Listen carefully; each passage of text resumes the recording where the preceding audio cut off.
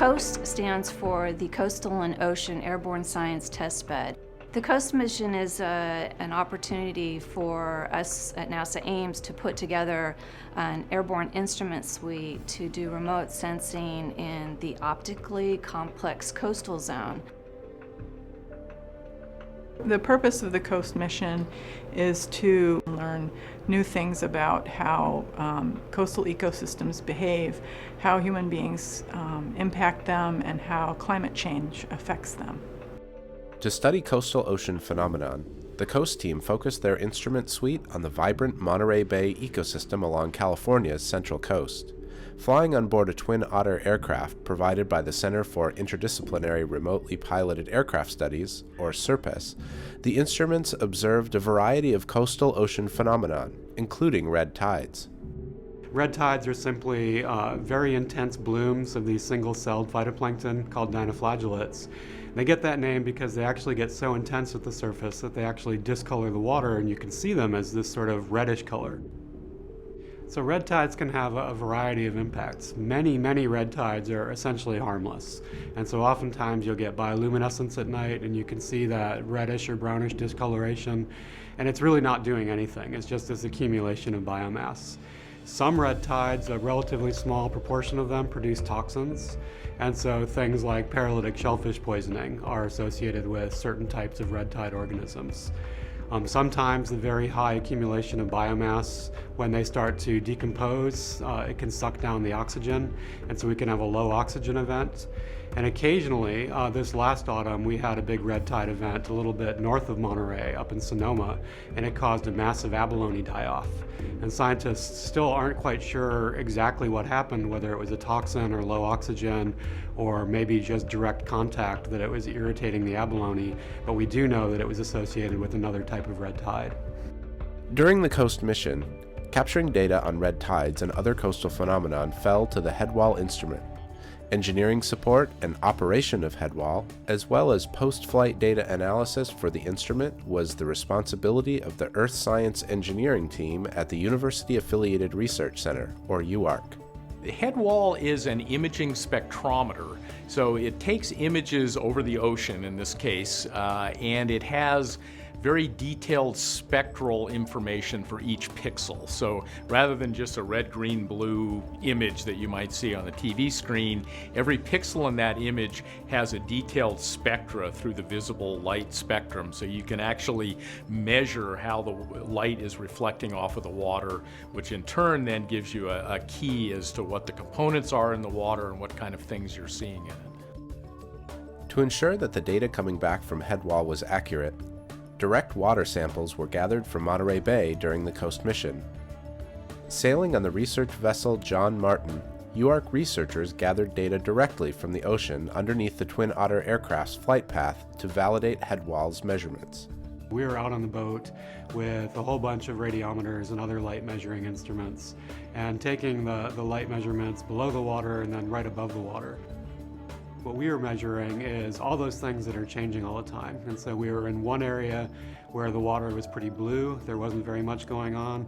We'd go to another area where there was actually these intense red tides, and we'd be kind of bouncing back and forth across the front, making sure that we were getting really good measurements of all this variability, so that when we go back to the airplane data and you're looking at it and saying, well, there's this sharp feature, we want to make sure that that's actually real. For the COAST mission, one of the things we did is we brought in an intern. And so we had a student, Nilo Alvarado, from UC Santa Cruz. Everybody, both at NASA and at Santa Cruz, obviously, is really focused on education and hands-on education in particular.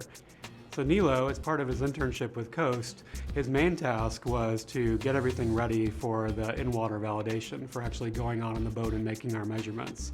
And so he was tasked with making sure we had all of the instrument calibrations ahead of time.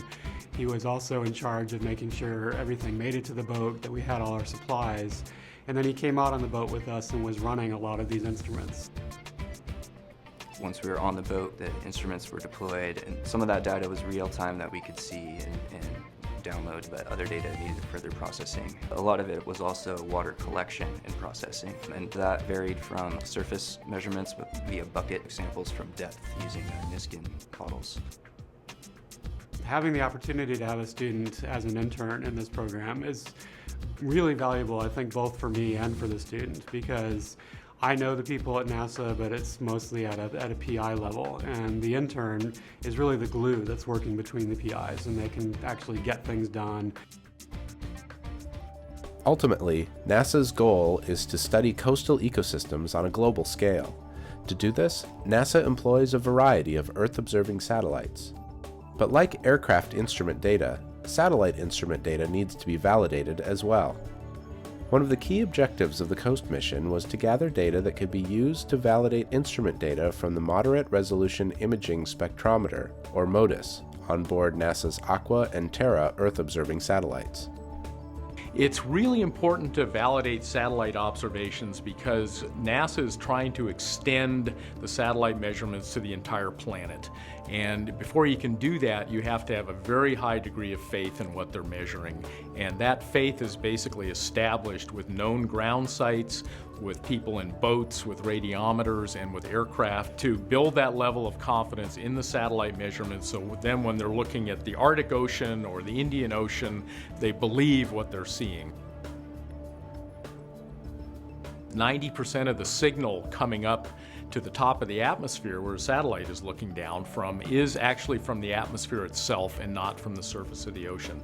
So 90% of the signal, this blue haze, like what we see looking out the window of an airliner, has to be removed before you can really believe what you're seeing from the ocean surface. One of the unique features of the COAST project was flying an Airborne Sun Photometer, which is actually measuring the optical depth of the atmosphere to help to do that correction empirically rather than modeling it.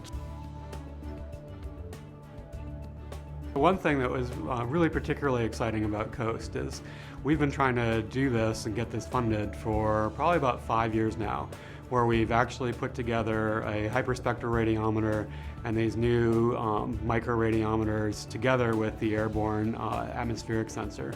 And that really gives us the opportunity to measure everything from the same platform at once and know that we've got everything in one package.